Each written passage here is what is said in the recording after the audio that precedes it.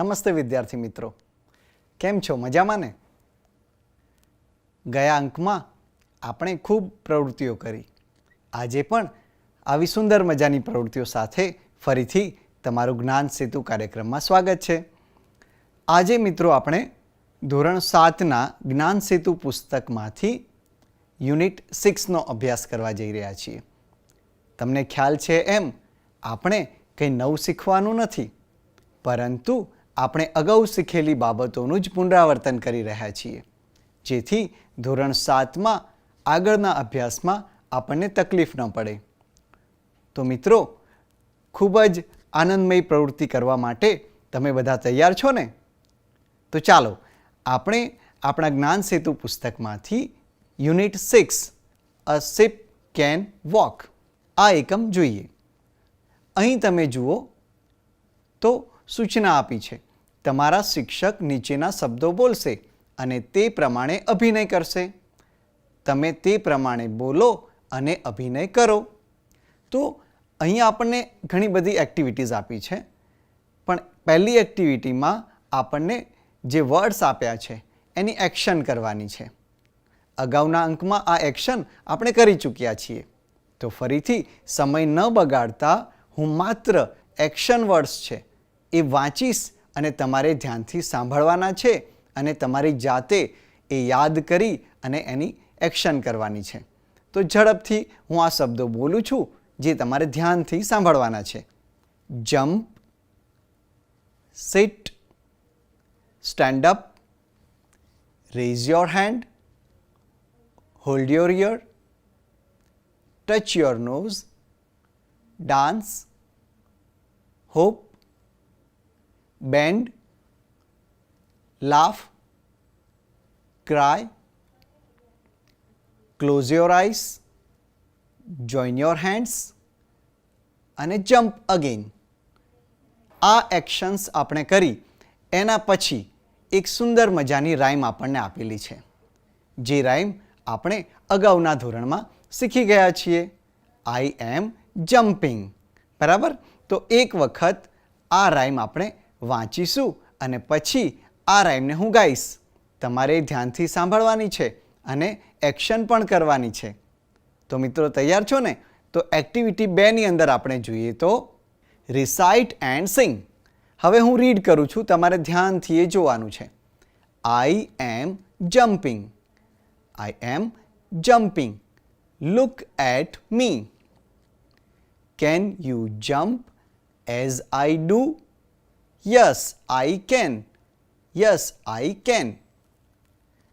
બીજા પેરેગ્રાફમાં છે I am dancing. I am dancing. Look at me. Can you dance as I do?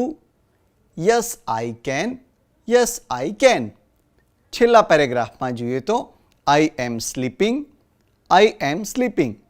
Look at me. Can you sleep as I do? Yes, I can. Yes, I can. આવી જ રીતે બાજુમાં તમને ચિત્રો પણ આપ્યા છે. પહેલા પિક્ચરની અંદર જમ્પિંગ, સેકન્ડ પિક્ચરની અંદર ડાન્સિંગ અને થર્ડ પિક્ચર જે નીચે આપેલું છે એમાં સ્લીપિંગ બતાવેલું છે. તો આ જે રાઇમ છે એ આપણે હવે ગાઈએ અને તમારે પણ એ સાથે સાથે ગાવાની છે. I am jumping. I am jumping. Look at me. Look at me. Can you jump as I do? Can you jump as I do? Yes, I can. Yes, I can. I am dancing. I am dancing. Look at me. Look at me. Can you dance as I do? Can you dance as I do? Yes, I can. Yes, I can. I am sleeping. I am sleeping. Look at me. Look at me. Can you sleep as I do? Can you sleep as I do? Yes, I can. Yes, I can. હવે આ rhyme ગાયા પછી બીજી એક activity સુંદર મજાની એ રાઇમની નીચે તમારા જ્ઞાન સેતુ પુસ્તકમાં આપેલી છે. તો ચાલો આપણે ઝડપથી જોઈએ. અહીં તમને animals have special abilities. Read the following sentences allowed. એટલે કે અહીંયા અલગ અલગ એનિમલ્સ આપ્યા છે, એમની દરેકની સ્પેશિયલ એબિલિટીઝ છે. તો એ આપણે અહીંયા જોવાની છે અને હું જે અહીંયા રીડ કરીશ સેન્ટેન્સીસ એ તમારે પણ પછી ઘેરથી મોટેથી એ રીડ પણ કરવાના છે. તો લેફ્ટ સાઈડ પહેલું પિક્ચર આપણે જોઈએ તો તમને અહીંયા હિપ્પોપોટેમસ દેખાય છે. હવે હું વાંચું છું, બરાબર તમે ધ્યાનથી સાંભળજો. A hippopotamus can run faster than a man. Yes, આપણને એમ થાય કે આપણે તો કેટલું ઝડપથી દોડી શકીએ, અને hippopotamus is a very heavy animal. છતાં પણ હિપ્પોપોટેમસ આપણાથી વધુ ઝડપથી દોડી શકે છે. સેકન્ડ આપણને આપ્યું છે રેટ. કેમલની બાજુમાં તમે જુઓ તો ત્યાં તમને રેટ દેખાતું હશે. તો અહીં લખ્યું છે a rat can last longer without water than a camel. Rat છે એ કેમલ કરતાં પણ વધુ સમય સુધી પાણી વગર ચલાવી શકે છે. થર્ડ પિક્ચરની આપણે વાત કરીએ તો એમાં આપણને એક આપ્યો છે ટાઈગર, અને એ છે the Siberian tiger. The Siberian tiger is the largest cat in the world. It weighs up to 300 kilograms. It can eat 27.2 kilogram of meat at one meal time. એટલે કે એક જ વખત જમવાના સમયે એ 27.2 કિલોગ્રામ મીટ ખાઈ શકે છે. તો આ પણ એની સ્પેશિયલ એબિલિટી થઈ. અને લાસ્ટ પિક્ચર આપણે જોઈએ, ફોર્થ પિક્ચર, તો એ છે crocodile. A crocodile cannot move its tongue and can't chew. અહીંયા તમને કહ્યું છે કે ક્રોકોડાઇલ એની ટંગ હોય છે એને મૂવ નથી કરી શકતો અને ચ્યુ પણ નથી કરી શકતો. એન્ટ આપી છે. The ant can lift 50 times its own weight. એટલે કે એન્ટનું જે વેઇટ હોય એના કરતાં 50 times more એટલું વેઇટ એ લિફ્ટ કરી શકે છે. Dolphin can swim up to 56 kilometres પર આર.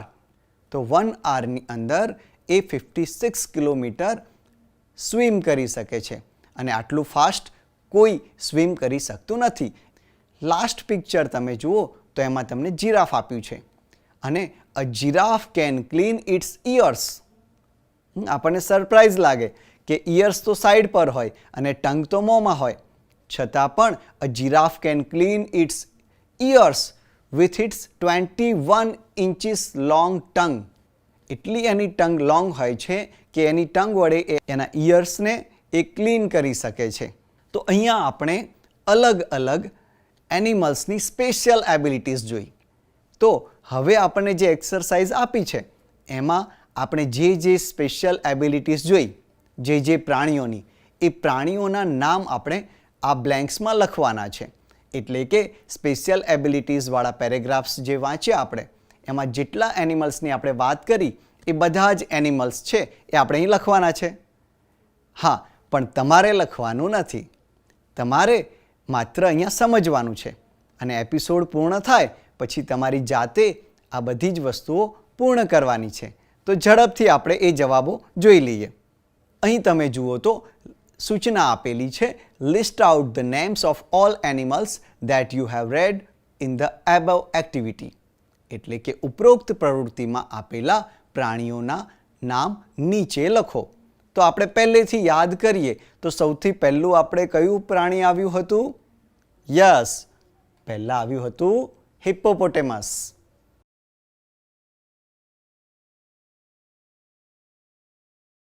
હવે પછીની જે એક્સરસાઇઝ છે એ એક્સરસાઇઝની અંદર આપણને કેટલીક સ્પેશિયલ એબિલિટીઝ આપેલી છે, અને એ એબિલિટીઝ છે એ બે પ્રાણીઓની અલગ અલગ છે. તો આપણે એને ડિવાઈડ કરવાની છે, એટલે કે જે મિક્સ્ડ અપ છે એમાંથી આપણે એક એક અલગ અલગ લખવાની છે, અને પછી એ સેન્ટેન્સીસ આપણે રીડ કરવાના છે, જેથી આપણને દ્રઢીકરણ થઈ જાય. તો ચાલો આ પ્રવૃત્તિ પણ જોઈએ. અહીંયા તમને મેં કહ્યું એમ એબિલિટીઝ ઓફ 2 એનિમલ્સ અહીંયા આપેલી છે. એ અહીં 1 to 10 સેન્ટેન્સીસમાં ડિવાઈડ કરેલી છે. હવે આપણે એ એબિલિટીઝને નીચે આપેલ જે ટેબલ છે એમાં લેફ્ટ સાઈડ કેમલ અને રાઈટ સાઈડ લાયન, એમ અલગ અલગ એબિલિટીઝ જુદી કરી અને નીચેના બોક્સીસમાં લખવાની છે. સૂચના આપણે વાંચીએ તો some sentences are given below they are related to abilities of animals. Classify them in the appropriate column. એટલે કે કેટલાક વાક્યો નીચે આપેલા છે તે પ્રાણીઓની ક્ષમતાને આધારે છે. એને શોધી અને યોગ્ય કોલમમાં લખવાના છે. સૌ પહેલાં હું આ 10 સેન્ટેન્સીસ છે એ રીડ કરું છું અને પછી એને કઈ રીતે લખવા એ સમજાવું છું. ફર્સ્ટ સેન્ટેન્સ આપણે વાંચીએ તો sheep of the desert. Second sentence thorns cannot prick it. Third has thick pads. Fourth needs water every day. Fifth sentence can store water for 2 weeks. Sixth sentence cannot eat thorny food. Seventh sentence can run 80 kilometers an hour. Eighth sentence king of the forest. Ninth sentence also has pads in feet. અને 10th sentence છે does not eat every day. હવે નીચે આપણે ટેબલની અંદર જોઈએ તો first કોલમમાં કેમલ અને સેકન્ડ કોલમમાં લાયન આપેલો છે. હવે પહેલા સેન્ટેન્સથી આપણે જોઈએ તો પહેલું સેન્ટેન્સ આપણને આપ્યું છે શીપ ઓફ ધ ડેઝર્ટ. તો આપણને ખ્યાલ છે કે camel is the ship of the desert. તો શીપ ઓફ ધ ડેઝર્ટ જે સેન્ટેન્સ છે એને આપણે કેમલના કોલમમાં લખવાનું છે જે આપણને આપેલું છે. એવી જ રીતે લાયનમાં પણ આપણને 8th સેન્ટેન્સ જે આપેલું છે કિંગ ઓફ ધ ફોરેસ્ટ. હવે આપણે બીજું સેન્ટેન્સ જોઈએ તો બીજું સેન્ટેન્સ છે thorns cannot prick it અને એ આવશે વેરી ગુડ કેમલમાં. કેમલ્સની ટંગ જે હોય છે એમાં thorns cannot prick it એને પ્રિક કરી શકતા નથી.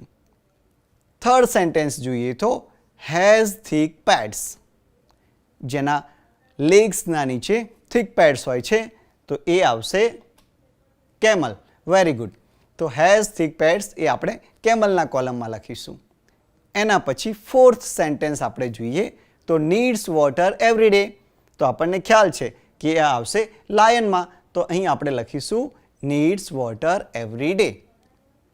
તો અહીં આપણે 1 થી 4 અને 8મું સેન્ટેન્સ જોયું.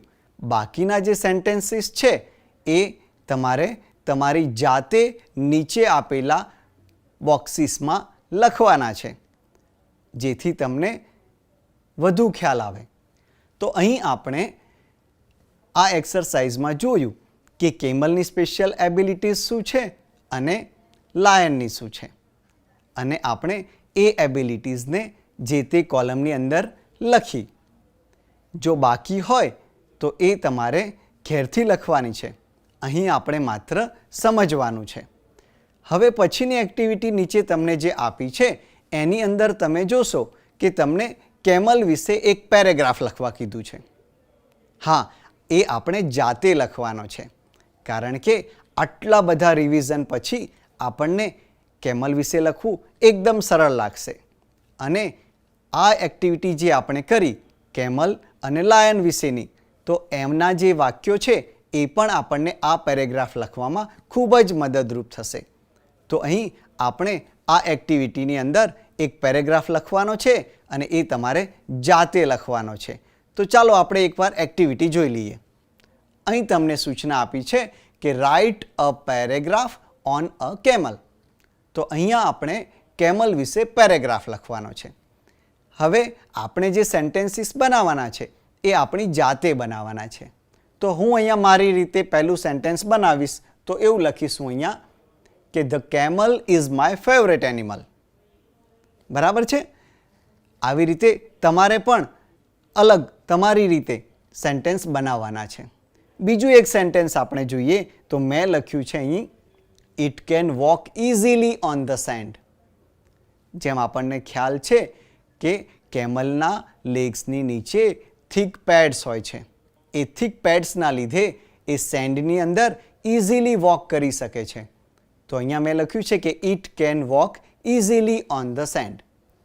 આમાં આપણે ઘણી બધી બાબતો ઉમેરી શકીએ જેમ કે it can it thorny food, it is the sheep of the desert, it has 4 legs, It can live without water for a long time. It is my favorite animal. આવી રીતે ઘણા બધા સેન્ટેન્સીસ આપણે આ પેરેગ્રાફની અંદર એડ કરી શકીએ છીએ.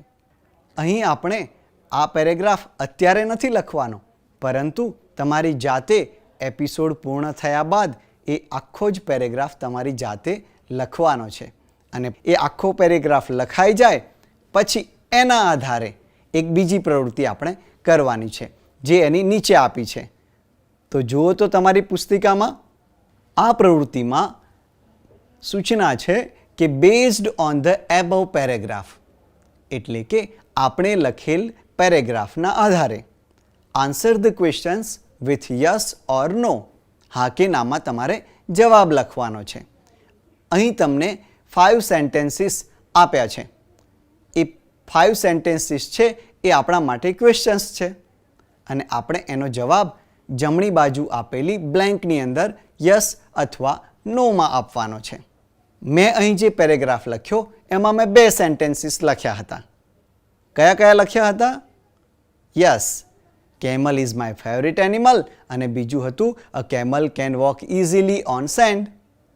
તો હવે મેં 2 સેન્ટેન્સીસ લખ્યા હતા, તો એના આધારે અહીંથી આપણે કયા પ્રશ્નોનો જવાબ આપી શકીએ એ જોઈએ. તો પહેલો પ્રશ્ન આપણો છે, can the camel store food in its stomach? તો જો તમારા પેરેગ્રાફમાં આ હોય તો તમારે એની સામે યસ લખવાનું છે. બરાબર? અને કેમલ વિશે તો આપણે બહુ બધું જાણી ચૂક્યા છીએ, તો એક પણ પ્રશ્ન આપણો ખોટો પડવો જોઈએ નહીં. બીજો ક્વેશ્ચન આપણે જોઈએ તો can the camel walk easily on hot send? તો અહીંયા પણ આપણો આન્સર આવશે યસ. થર્ડ ક્વેશ્ચન આપણે જોઈએ તો are there thorny bushes in the desert? આનો આન્સર આવશે yes. Fourth sentence, can thorns prick camel's tongue? Very good. આનો આન્સર આવશે નો. અને એટલા જ માટે કેમલ છે એ થોરની ફૂડ ખાઈ શકે છે. ફિફ્થ ક્વેશ્ચન આપણો છે, can camel store water for 2 weeks? તો એનો પણ આન્સર આવશે યસ. તો આવી રીતે તમારે તમે લખેલો જે પેરેગ્રાફ છે એના આધારે આમાં યસ કે નોમાં જવાબ આપવાનો છે. પણ ધ્યાન રહે, આપણે કેમલ વિશે જેટલું શીખ્યા છીએ એમાંથી એક પણ વાક્ય આ પેરેગ્રાફમાં છૂટવું જોઈએ નહીં, અને તો જ આપણે આ બધા જ પ્રશ્નોના જવાબ યસ કે નોમાં સાચા આપી શકીશું.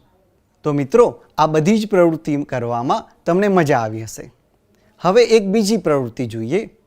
તો તમને યાદ હશે કે અગાઉ આપણે આપણા હેલ્પર્સ વિશે શીખી ગયા છીએ. હા, અગાઉ આપણે આપણા હેલ્પર્સ છે અથવા તો વ્યક્તિઓના પ્રોફેશન્સ છે એના વિશે શીખી ગયા છીએ. તો અત્યારે આપણે એક એવી એક્ટિવિટી કરવા જઈ રહ્યા છીએ. તો ઝડપથી તમને યાદ આવી જવું જોઈએ કે આપણા હેલ્પર્સની અંદર ઘણા બધા વ્યક્તિઓનો સમાવેશ થાય છે. હેલ્પર્સ એટલે એવા વ્યક્તિઓ કે જે આપણને જીવવા માટે કોઈ પણ રીતે પ્રત્યક્ષ કે પરોક્ષ રીતે આપણને મદદરૂપ થાય છે. જેમ કે આપણા ઘેર દૂધ આવે છે અને આપણે દૂધ પીએ છીએ, તો એ દૂધ લાવવામાં મદદ કોણ કરે છે? તો એ મદદ કરે છે મિલ્કમેન. આવી જ રીતે આપણે જે કપડાં પહેરીએ છીએ એ આપણને ટેલર સીવીને આપે છે. તો આવી રીતે અહીંયા તમને એક્સરસાઇઝની અંદર કેટલાક હેલ્પર્સના નામ આપેલા છે. તો ચાલો જોઈએ. અહીં તમને સૂચના આપી છે, write 1 sentence about the below given professionals. અહીંયા તમને પ્રોફેશનલ્સ આપ્યા છે, એટલે કે આપણા હેલ્પર્સ આપેલા છે. હવે આ બધા જ જે પ્રોફેશનલ્સ છે એમના વિશે 1 સેન્ટેન્સ લખવાનું છે. જરૂરી નથી કે હું જે સેન્ટેન્સીસ લખું એ જ તમે લખો. અહીં આપણે માત્ર સમજવાનું છે. તો પહેલું સેન્ટેન્સ આપણે જોઈએ તો ટેલરની સામે સેન્ટેન્સ લખેલું છે, ધ ટેલર સ્યુઝ અવર ક્લોથ્સ. એટલે કે ટેલર આપણા કપડાને સીવે છે.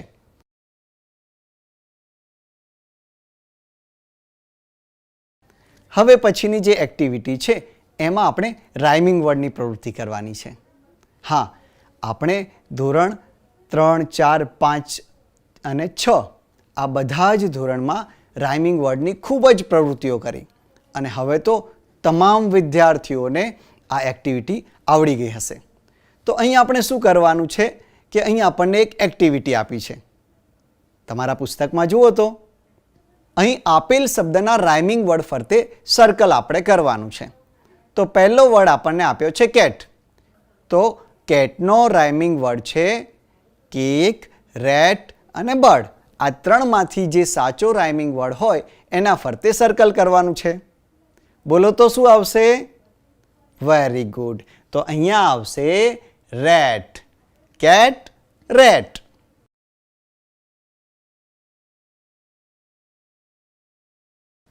રાઇમિંગ વર્ડની એક્ટિવિટી કર્યા પછી નીચે તમને કેટલાક શબ્દો આપ્યા છે જે તમારા પુસ્તકમાં તમે જોઈ શકતા હશો.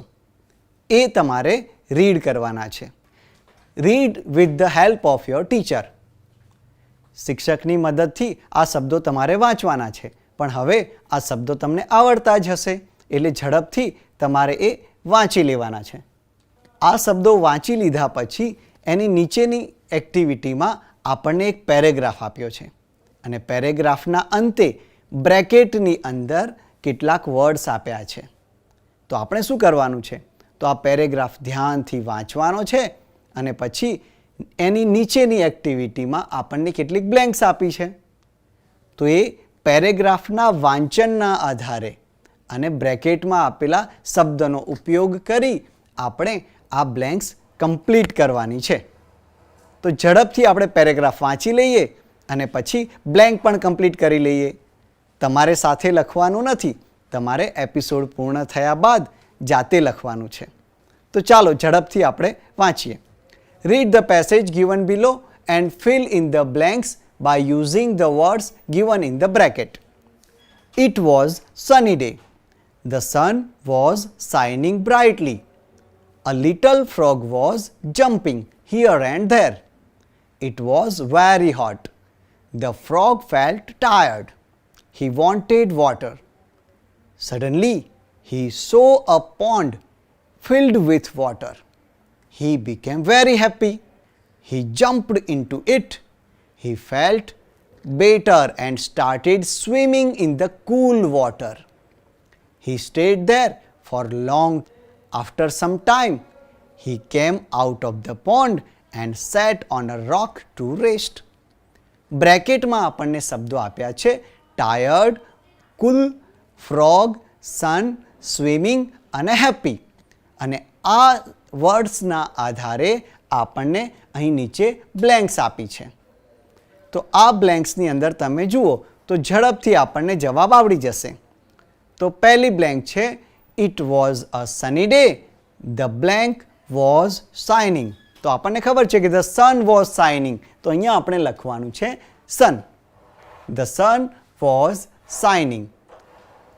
અ બ્લેન્ક વોઝ જમ્પિંગ. અને જમ્પિંગ કોણ કરી રહ્યું હતું? Yes, a frog was jumping.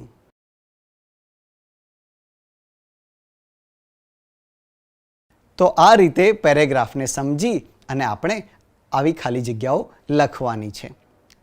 પણ આ ખાલી જગ્યા તમારે જાતે લખવાની છે અને અત્યારે નથી લખવાની, કારણ કે આપણે પુનરાવર્તન કરી રહ્યા છીએ અને તમને તો આ આવડતી જ હશે. નેક્સ્ટ એક્ટિવિટીમાં આપણે જોઈએ.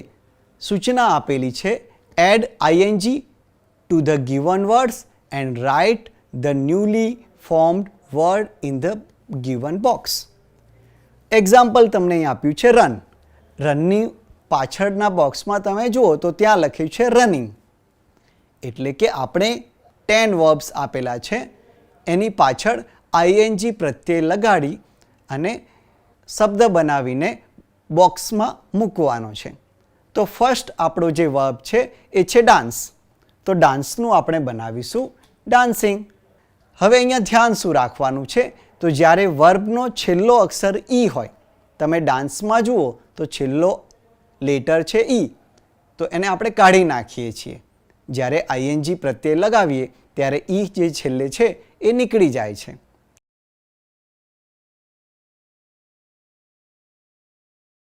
આ એક્ટિવિટીમાં આપણે માત્ર આઈએનજી પ્રત્યય લગાવી અને શબ્દો બનાવ્યા. એના પછીની એક્ટિવિટી જોઈએ તો અહીંયા આપણે રાઇમ બનાવવાની છે. આઈ એમ જમ્પિંગવાળી રાઇમ જે હતી એની જેમ જ અહીંયા રેબિટ રન કરે છે તો આઈ એમ રનિંગ, એલિફન્ટ લિફ્ટ કરે છે તો આઈ એમ લિફ્ટિંગ, રેટ કટ કરે છે તો આઈ એમ કટિંગ, એવા શબ્દોનો ઉપયોગ કરી અને પછી આપણે રાઇમ બનાવવાની છે. અને જો આપણે એ વસ્તુ કરી શકતા હોય તો યસ આઈ કેન, અથવા તો ન કરી શકતા હોય તો નો આઈ કાન્ટ. આ રીતે શબ્દો ઉપયોગ કરી અને રાઇમ બનાવવાની છે. આ પ્રવૃત્તિ તમારે જાતે કરવાની છે. એના પછીની એક્ટિવિટી આપણે જોઈએ. અહીં તમને કેટલાક વ્હીકલ્સ આપેલા છે. કેટલાક એ એરની અંદર ચાલી શકે છે, કેટલાક લેન્ડ પર તો કેટલાક વોટરમાં. એ તમારે શોધી અને એની સામે જે બોક્સ આપ્યું છે એની અંદર તમારે લખવાનું છે. ચાલો ઝડપથી હું તમને સમજાવી દઉં. અહીં પહેલું આપણને આપ્યું છે બસ. બસ છે એ જમીન પર ચાલે છે તો જમીન પર ચાલતા વાહનની સામે આપણે એલ લખવાનું છે. એટલે કે આ રીતે એલ કરવાનું છે. એવી જ રીતે બીજું છે શિપ. તો શિપ આપણને ખ્યાલ છે કે વોટરમાં ચાલે તો ત્યાં આપણે લખવાનું છે ડબલ્યુ. આવી રીતે બધા જ જે વ્હીકલ છે એની સામે તમારે આ આન્સર્સ લખવાના છે. આ એક્ટિવિટી પછી એક બીજી એક્ટિવિટી જોઈએ તો એમાં તમને વસ્તુઓનું લિસ્ટ આપ્યું છે અને એ વસ્તુ વિશે આપણે 3 સેન્ટેન્સીસ લખવાના છે. ઉદાહરણમાં જુઓ તો તમને પેન્સિલનું ઉદાહરણ આપ્યું છે. અહીં પેન્સિલ વિશે લખ્યું છે I am helpful for writing, I can draw good pictures, my write up can be erased. એવી રીતે બીજું આપણને થિંગ આપી છે અ બુક. તો બુક વિશે આપણે વાક્ય લખવા હોય તો આપણે લખીએ આઈ એમ હેલ્પફુલ ફોર રીડિંગ. એના પછી બીજું સેન્ટેન્સ થશે I can give you knowledge અને થર્ડ સેન્ટેન્સ છે I M your best friend. આવી રીતે આપણે નીચે આપેલી દરેક થિંગ્સ માટે 3 સેન્ટેન્સીસ લખવાના છે અને એ કમ્પ્લીટ કર્યા પછી આવતા અંકમાં જે આપણે શીખવાના છીએ એની પણ તૈયારી કરવાની છે. હા, અગાઉ તમને સૂચના આપી એમ આવતા અંકમાં આપણે જે 7th યુનિટ શીખવાના છીએ તો એની એક્સરસાઇઝમાં તમને જેટલું પણ આવડે એ પ્રયત્ન દ્વારા તમારે એ લખવાનું છે જેથી તમને યાદ આવી જાય અને તમે આ સિવાય યુટ્યુબ ચેનલ, તમારા વાલીઓ, મોટા ભાઈ બહેન અને પાઠ્યપુસ્તકની પણ મદદ લઈ શકો છો. તો આ બધી જ પ્રવૃત્તિ કરવામાં તમને ખૂબ મજા આવી હશે અને બાકી રહેલી પ્રવૃત્તિ આપણે ઘેરથી પૂર્ણ કરીશું. તો હવે આવતા અંકમાં આવી અવનવી પ્રવૃત્તિઓ સાથે ફરીથી મળીશું. ત્યાં સુધી